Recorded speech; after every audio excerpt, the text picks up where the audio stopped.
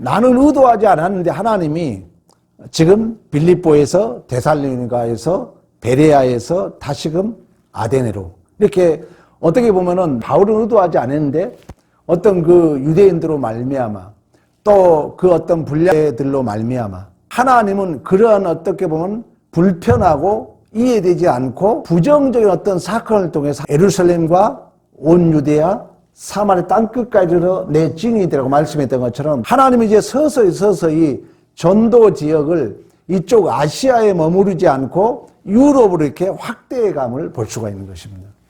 그러니까 어떻게 보면 조롱받고 계속 배신을 당하고 어려운 상황에 있었고 또 지치고 낙심한 상태에서 고린도에 도착합니다.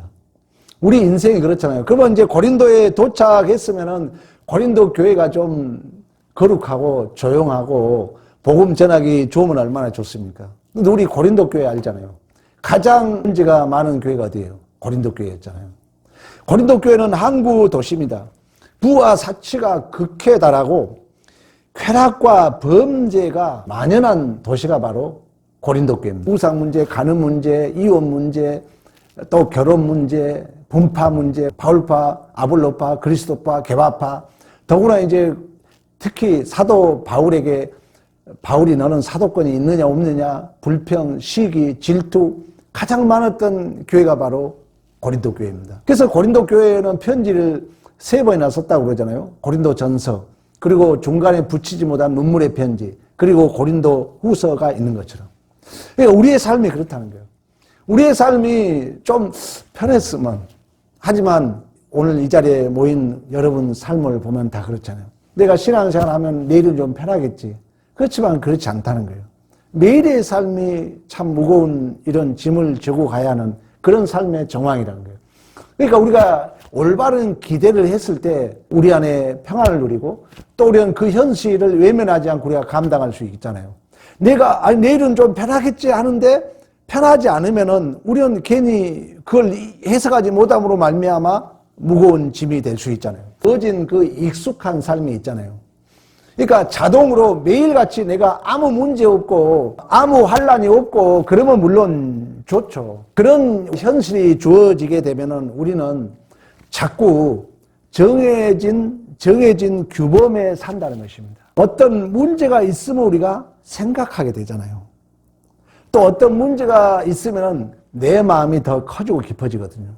근데 어떤 문제가 없으면 우리는 정해진 어떤 규칙에 의해서 이걸 뭐 페르소나 또는 그림자라고 얘기를 했습니다만, 그리고 이미 그런 정해진 규범에 따라서 끌려갈 뿐이지 정말 문제가 없으면은 내가 생각하고 또 내가 더 깊어지고 그런 생각을 우리가 할 수 없거든요. 그래서 하나님은 우리를 자꾸 어떤 이런 내가 해결할 수 없는 여러 가지 환경, 그 불편함 또는 당혹감 또는 당황, 그런 불안함 속에서 하나님을 더욱더 찾고 하나님을 만나고 하나님과 관계가 더욱더 깊어지도록 이끌어간 줄로 믿습니다. 또 우리가 살아보면 그렇잖아요. 살아보면은 우리가 아무 문제 없었다면은 우리의 믿음이 이렇게 더 좋아지지 않았을 것입니다. 우리 기대는 그런다 할지라도. 그래서 하나님은 자꾸 우리에게 여전히 이 세상이 관영한 제약 속에서 우리를 하나님의 자녀다운 자로 만들어 간다. 그래서 구원을 어떻게 설명하냐면 원창조라고 그래요. 그러니까 원창조라는 것은 하나님이 우리를 창조했잖아요. 근데 아담이 부패했잖아요. 타락했잖아요. 그러니까 이 세상은 제약이 관영하거든요. 그러면 우리를 좀 이 죄가 없는 곳으로 구원해가지고 딱 데리고 가서 좋은 어떤 그 행복한 나라로 우리를 데리고 가서 야, 너가 여기서 살아. 이러면 얼마나 좋겠습니까? 그런데 하나님은 그런 방법을 쓰지 않는다는 거예요. 하나님은 여전히 우리를 구원함에 있어서 이 제약이 관영한 이 세상 가운데서 우리를 이제 정금으로 만들어 간다는 것입니다.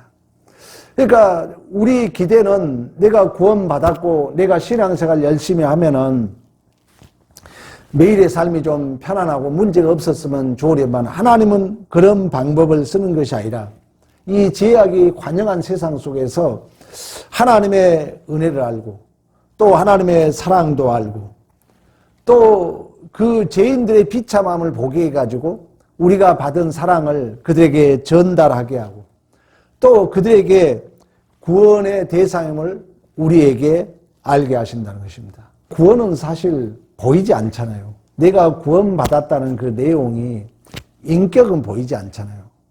여러분 경험하잖아요. 내가 구원받았으면 구원받은 자로서 예수의 충만함이 채워져 가야 되잖아요. 안 보이잖아요. 여러분 구원받았는데 여러분 구원받은 실력이 어느 정도 된다고 얘기할 수 없잖아요. 안 보이는 거예요. 그러니까 내가 신앙생활 열심히 한다 해서 내 점수가 이렇게 팍팍 채워가면 얼마나 좋겠습니까? 근데 아무도 몰라요. 누가 믿음이 지금 몇 점인지 아무도 모르는 거예요. 그러니까 우리는 낙심하는 거예요. 또 체념주의에 빠지는 거예요.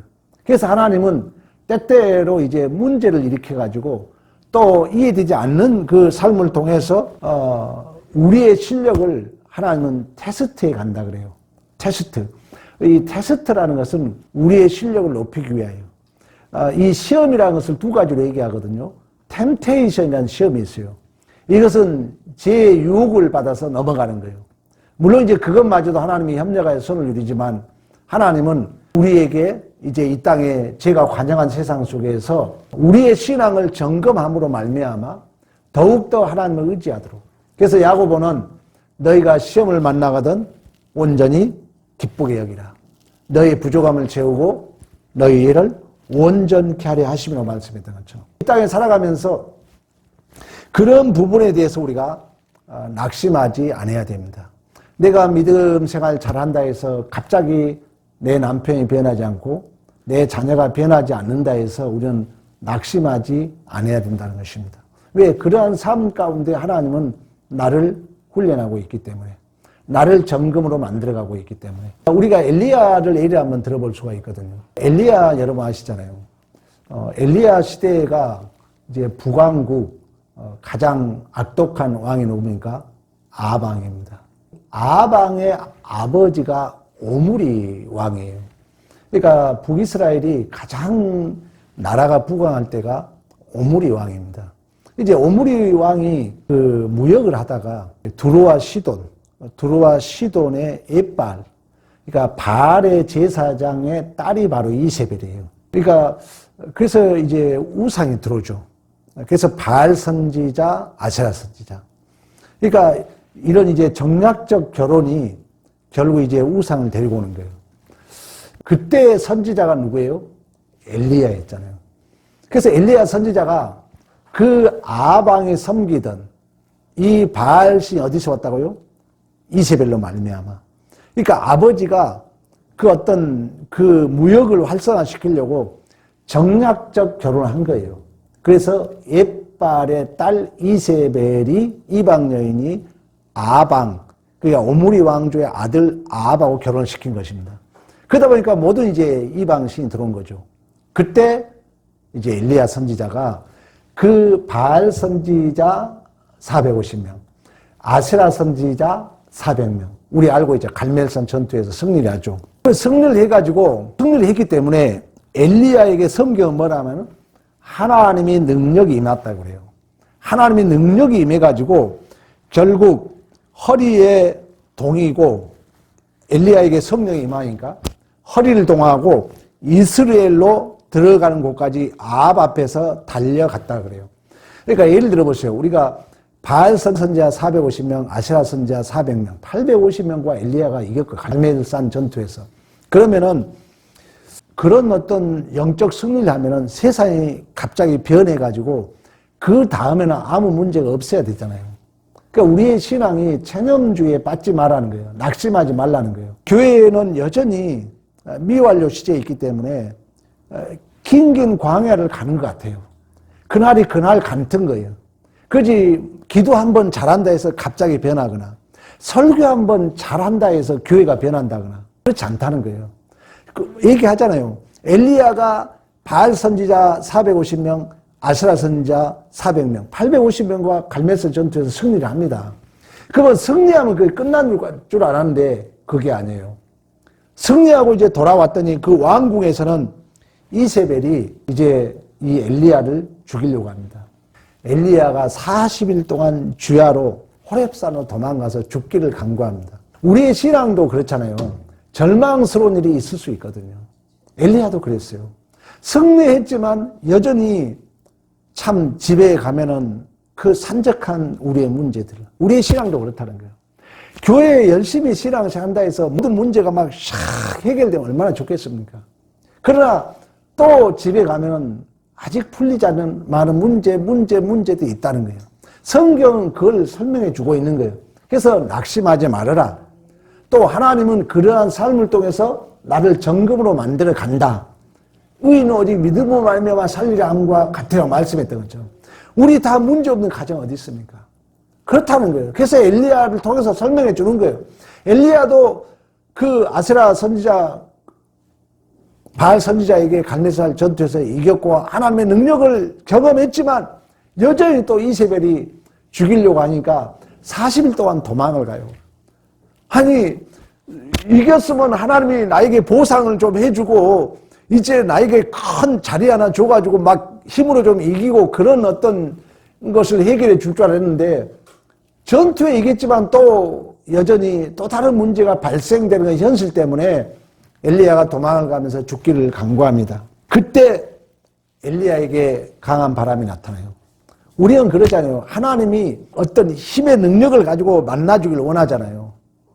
하나님이 어떤 큰 엘리야가 그랬어요. 막 바람 가운데, 지진 가운데, 불 가운데 하나님 막 확 나타나가지고 어떤 표시를 해주고 능력을 해줄 줄 알았거든요.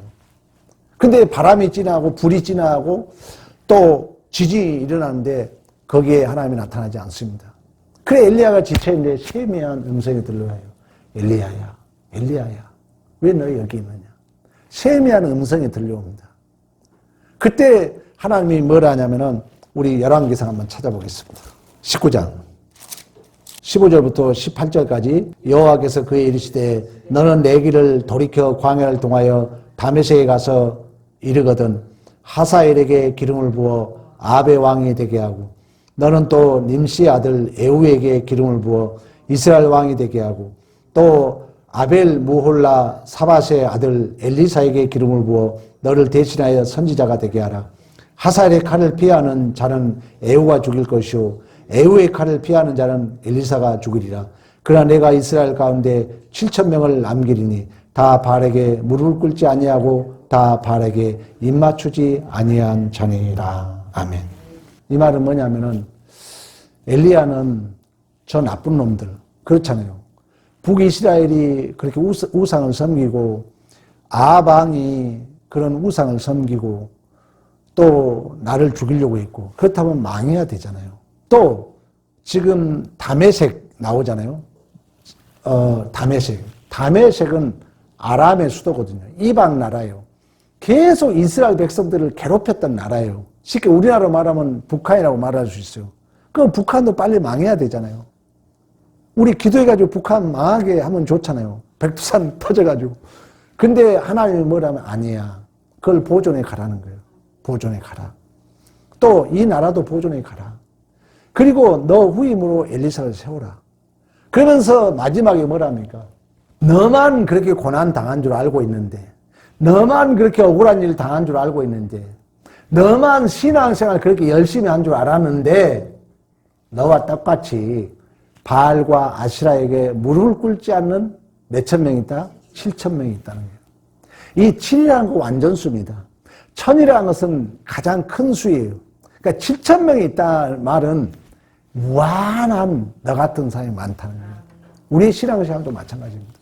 그래서 우리 신앙생활은 절대 억울해하면 안 되고요. 나만 이런다고 생각하면 안 되고요. 아, 나보다 열심히 나와 똑같은 사람들이 많이 있구나. 나만 이 길을 가는 것이 아니라 대한민국 교인들뿐만 아니라 세계 모든 교인들이 우리와 동일한 길, 이 어려운 광야길을 묵묵히 믿음으로 가고 있는 줄로 믿습니다. 그러니까 우리가 주어진 삶의 정황이 아직은 제약이 가능하고 또 환난이 있고 핍박이 있고 마음에 들지 않는 그런 정황이 주어질 수 있어요. 우리 다 그런다고 그러잖아요. 어느 누가 아무리 그 금실 좋은 부부도 그 남편을 원수로 생각한다 하잖아요. 그러면 그들이 다 예수 믿지 않는 사람입니까? 다 예수 믿는 사람이에요. 그래도 그런 어떤 갈등이 있는 것처럼 우리의 삶이 그렇다는 거예요. 그 속에서 하나님은 나를 변화시키길 원하는 거지 환경을 바꿔주지 않는다는 문제가 있다는 것입니다. 항상 성경은 나를 얘기해요. 나를. 그래서 내가 예수 안에서 변하면은 천하만상이 아름답게 보이고, 내가 안 변하면 모두가 원수로 보이는 것입니다. 그래서 오늘 본문의 엘리야를 통해서 보여줬던 것처럼 여전히 이 온 우주 만물이 불편해 보이고 이해되지 않고 억울한 그런 세상 같지만 여전히 하나님은 이 온 세계를 아직 통치해 가시고 보존해 가시고 그 속에서 나를 정금으로 만들어 가는 줄로 믿습니다. 왜 이제 이 마무리로 이 얘기를 하냐면은 다시 이제 본문으로 돌아옵니다. 이제 고린도에 왔더니 아굴라를 만납니다. 아굴라와 브루스길라. 우리 유명하잖아요. 브루스길라, 아굴라. 아까 말씀했던 것처럼 소아시아에서 마게도냐로, 마게도냐에서 빌립보, 빌립보에서 데살로니가, 데살로니가에서 베레아, 다시금 아덴, 그리고 고린도. 그러니까 지치고 지쳐서 막 지금 자기는 의도하지 않은데 도망치다 보니까 여기까지 온 거예요. 근데 와서 보니까 먹을 것이 없어. 왜? 계속 도망쳐 왔기 때문에. 그래서 와서 어떻게 하다 보니까 만난 자가 누구냐면 브루스길라와 아굴라 부부입니다. 그래서 이제 바울은 당장 지금 계속 쫓김을 당해서 여기까지 왔기 때문에 이 브루스길라 아굴라 부부를 만나가지고 둘이 이제 이 같이 뭘 만드냐면 텐트. 오늘 여러분 방금 읽으셨잖아요. 봐봐요. 3절에 그 얘기 3절. 자, 다시 사도행전 18장 3절. 생업이 같음으로 함께 살며 이르라니 그 생업은 천막을 만드는 것이더라. 그러니까 오늘날로 말하면 텐트. 마치 와서 보니까 브루스길라 아굴라를 만난 거예요. 그래서 낮에는 텐트를 만들고 이제 저녁에 시간 나는 대로 하나님의 말씀을 전했겠죠. 근데 나중에 보면은요, 바울의 동역자 아볼로 있잖아, 아볼로. 쉽게 말하면 바울이 지금 도망치고 고린도에 와서 지금 지치고 힘들어서 막 일하면서 복음 전하면서 브루스길라 아굴라 부부를 만난 거예요. 그래서 복음을 잘 전했을 거 아니에요. 그런데 이제 나중에 보면 이 브루스길라 아굴라가 또 누구를 키우냐면 아볼로를 키웁니다. 아볼로. 그러니까 바울이 브루스길라 아굴라를 잘 키웠더니 나중에는 브루스길라 아굴라가 아볼로를 키워요. 복음을 전해가지고. 나중에 이 아볼로가 다시금 바울의 동역자가 됩니다. 참 신비하잖아요. 24절 한번 보겠습니다. 18장, 사도행전 18장 24절. 알렉산드레에서 난 누구예요? 아볼로. 아볼로가 등장해요. 그래서 이제 나중에 고린도 교회가 네 파가 생기잖아요. 그리스도파, 아볼로파, 게바파, 바울파. 그러니까 아볼로는 바울의 한참 후배지만 아볼로를 키운 자가 누구라고요? 브루스길라 아굴라라는 거예요. 브루스길라 아굴라를 키운 자가 누구라고요? 바울이라는 거예요. 근데 나중에 뺑뺑 돌아가지고 보니까 또 아볼로가 바울의 귀한 동역자가 돼요. 바울을 엄청 도와줘요. 자, 그 얘기 나오는 거예요. 그러니까 알렉산드리아에 산 아볼로라는 유대인이 에베소에 이르니 이 사람은 언변이 좋고 성경에 능통한 자라. 그가 일찍이 주의도를 배워 열심으로 예수에 관한 것을 자세히 말하며 가르치나 뭐만 알고 있었다? 요한의 세례만 알고 있었다. 그러니까 성경을 바르게 알았다는 몰랐다는 거예요. 몰랐다는 거예요. 그가 26절 그가 회당에서 다음 대에 말하기 시작하거늘 브루스길라와 아굴라가 듣고 데려다가 하나님의 도를 정확하게 풀어 이르더라. 아볼로는 나름대로 성경은 알고 있는데 가르치는 가르치고 있는데 요한의 세례만 알고 있는 거예요. 어떻게 보면 그러니까 유대인이기 때문에 어떤 면으로 보면 율법주의야. 복음을 아직 못하는 거예요. 그래서 이미 바울하고 공부했던 누가 브루스길라와 아굴라가 아볼로 얘기를 듣고 그를 데려다가 성경을 바르게 가르친 줄로 믿습니다. 그가 해당해서 26절 말하여 시작하거늘 브루스길라 아굴라가 듣고 데려다가 그러니까 들어보니까 아볼로가 성경을 얘기하는데 요한의 세례만 알았다는 것은 마지막 선지자 요한이거든요. 그러니까 신약을 바르게 몰랐다는 얘기예요. 구약만 알고 있는 거예요. 그래서 이제 이 신약에 대해서 복음에 대해서 제대로 알고 있는 브루스길라와 아굴라가 이미 바울에게 배웠기 때문에 그 아볼로를 데려다가 오늘 본문에 정확하게 얘기하자. 하나님의 도를 더 정확하게 풀어줬더라. 이 얘기를 하는 것입니다. 이게 참 신비잖아요. 의도하지 않았는데 나는 브루시기라 아굴라를 잘 가르쳤는데 브루시기라 아굴라가 또 아볼로를 가르치고 나중에 보면 이제 이 아볼로가 바울을 만나가지고 참 신비하잖아요. 바울을 만나가지고 바울의 신실한 동역자로 바울을 도와줍니다. 바울이 힘들 때 이 아볼로는 사실 내가 키운 자식이 아니잖아요. 브루시기라 아굴라를 가르쳤고 이 브루시기라 아굴라가 아볼로를 키웠거든요. 근데 이제 어떻게 보니까 이 아볼로는 또 바울의 신실한 동역자가 됩니다. 어쨌든 이 지금 지치고 지쳐서 어려운 가운데 지금 고린도 교회에 와서 누굴 만났다고요? 브루시길라와 아굴라 부부를 만난 거예요. 아굴라. 우리가 여러분 어려울 때 만난 사람이 기억이 오래 남잖아요. 저도 어려울 때 우리 장로님, 우리 권사님 또 우리 같이 했던 우리 교인들 참 감사한데 그 어려울 때 만났기 때문에 그러니까 우리가 보기에는 지치고 힘들고 불편하고 이해되지 않는 일이었지만 가장 도망쳐서 어려워서 지금 텐트를 만들면서 같이 만난 게 브루시기라 아굴라예요. 그러니까 어려울 때 같이 이제 그 성경을 배우고 함께 했기 때문에 이제 평생에 브루시길라는 아굴라는 그때 당시에 텐트를 했기 때문에 뭐가 좀 있겠어요? 돈이 좀 있었겠죠. 그러니까 이 브루시길라 아굴라는 평생에 바울이 가장 잊지 못할 동역자가 됩니다. 평생에. 그러니까 바울이 힘들 때 이 브루시길라 아굴라가 심지어는 뭐라고 하냐면 자기의 목이라도 내놓는다 그랬어요. 참 멋있잖아요. 그러니까 이 어려울 때 만난 도망치고 빌립보에서 아까 얘기했잖아요. 데살로니가로, 베레아로, 다시금 아덴으로 이렇게 다시 이제 고린도까지 왔어. 고린도까지 와서 어떻게 보면 지치고 힘드니까 좀 편안할 줄 알았는데 힘들어가지고 먹고 입을 게 없어가지고 어떻게 만난 사람 브루시기라 아굴라를 만나가지고 텐트를 만들면서 같이 복음을 증거하고 이제 그렇게 살았던 그 브루시기라 아굴라가 나중에 보면은 바울의 신실한 동역자로 우리 로마서 16장 한번 가봅니다. 3절 4절 너희는 그리스도 예수 안에서 나의 동역자들인 브루스가와 아굴라에게 문안하라. 그들은 내 목숨을 위하여 자기의 목까지도 내놓았나니 나뿐만 아니라 이방인의 모든 교회도 그들에게 감사하느니라. 아멘. 그러니까 그런 어려운 시절이 없었더라면 저도 청소년 시절에 어려운 시절에 제가 언젠가 얘기했잖아요. 그 저 화양리 지하 인쇄소 그 공장에서 일을 했는데 구정 때 되니까 이제 고향을 가야 되잖아요. 근데 친구하고 나하고 이제 둘이 일을 한 거예요. 그러니까 뭐 옛날로 얘기하잖아요. 내가 그때 18살인가 먹었으니까 어떻겠어요? 벌써 몇 년 전이에요. 거의 한 40년 전이 40 몇 년 전이잖아요. 근데 그때 월급을 15,000원 주더라고. 막 주야로 일을 했는데 15,000원. 근데 그 친구는 기술이 좋다고 25,000원.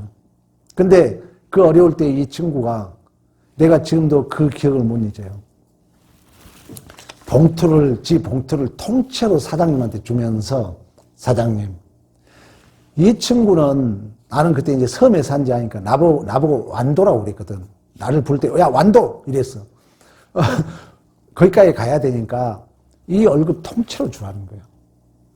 나는 그게 내가 평생 못 잊은 거예요. 왜? 그 경험이 그 청소년 시절이지만 그거 쉽지 않잖아요. 25,000원, 나는 15,000원. 근데 내 기억에 지금 그걸 내가 받았는지 어떤 기억이 안 나. 가끔씩 이제 참 은혜 받을 때 이렇게 그 친구를 한번 만났으면 좋겠다. 이런 마음이 들어요. 브루시길라와 아굴라가 지금 그런 상태라니, 그런 상태. 지금 계속 도망치고 감옥에 갇히고 어려운 가운데 고린도에 왔어요. 고린도에서 여기를 만난 거예요. 그러니까 서로 이 끈끈한 정 가운데 이 브루시길라 아굴라가 나를 위해서 목을 내놨다는 목을 내놔. 그리고 이방 교회가 다 감사했다는 것은 이 부르시기라는 아굴라는 내 생각에 이방 교회라는 것은 이단을 얘기한 게 아니라 다른 지역 교회, 다른 지역 교회마저도 부르시기라 아굴라에게 감사했다는 것은 내가 보기에는 사업이 좀 잘 돼가지고 계속 이렇게 이방 다른 지역 교회도 아마 돕고 후원했지 않는가 이런 생각을 해보는 것입니다. 하나님은 이처럼 일하시는 방법이 우리의 생각과 다릅니다. 여러분 사실 봄, 여름, 가을, 겨울이 결코 그 추운 겨울이 온 생물을 보존해 감에 있어서 손해가 아닌 것처럼 이 봄에 어제 비바람 불었잖아요. 봄에는 바람이 많아요. 바람이 세게 불어요. 왜 그런 줄 아시죠? 안 그러면 겨울에 이게 굳어 있기 때문에. 그래서 이 하나님의 섭리, 하나님의 눈으로 보면 모든 게 은혜예요. 모든 게 기적이에요. 그래서 바람이 불어서 이 나무를 깬다 그러잖아요. 그리고 막 틈을 생겨가지고 반드시 바람 부은 다음에 뭐가 와요? 비를 오게 한대요. 그래가지고 이 겨울잠을 자는 나무들을 깨가지고 그 틈이 생기면 그 안에 빗물이 들어가서 싹이 나도록 하기 위하여. 우리의 인생도 마찬가지입니다. 우리가 지금 보기에는 좀 손해이고 우리가 보기에는 어려운 일 같지만 하나님은 그러한 삶의 정황을 통하여 나를 나되게 만들어 간 줄로 믿습니다. 낙심하지 말라는 거예요. 절망하지 말라는 거예요. 주위에 힘들어도 직장생활 어려워도 절대 낙심하지 마요. 사랑관계가 제일 힘든 거예요. 사랑관계가. 우리 권사님, 장로님 우리 간호사님도 있지만 다 겪었잖아요. 얼마나 사랑관계가 힘드니까. 왜 그러냐면 이 사람은 영적 동물이야 그러잖아요. 그러니까 사람이 하나님을 모르면요 동물보다 악독합니다. 얼마나 마음 여러분 그 못되게 쓴 사람들이 있잖아요. 이 세상은 여전히 하나님을 알지 못하면은 우리가 불편하고 또 애매히 당하고 그런 정황이 주어집니다. 근데 그 속에서 하나님은 나를 정금으로 만들어 가는 줄로 믿습니다. 우리가 그러한 삶이 있었기 때문에 오늘 이 자리에 있는 거예요. 근데 이 자리가 여러분 생각해봐요. 비행기 타고 슬쩍 오면 얼마나 좋아요. 근데 우리는 걸어서 오잖아요. 수 없는 넘어지고 자빠지고 우리 주님이 골고다 언덕을 그렇게 가셨던 것처럼 우리도 이렇게 그런 삶을 오면서 내가 깊어지고 내가 넓어지고 하나님을 그런 삶이 있었기 때문에 더 붙들고 더 의지함으로 말미암아 우리의 믿음이 오늘 에베네셀 이 자리에 있는 줄로 믿습니다. 그렇다면 우리는 어떠한 환경이 주어져도 좀 불편해도 원망하지 않고 불평하지 않고 그 삶을 바르게 감당해 가는 것이 우리 신자의 책임이고 오늘도 그런 믿음이 있기 때문에 이 자리에 오신 여러분을 축복합니다.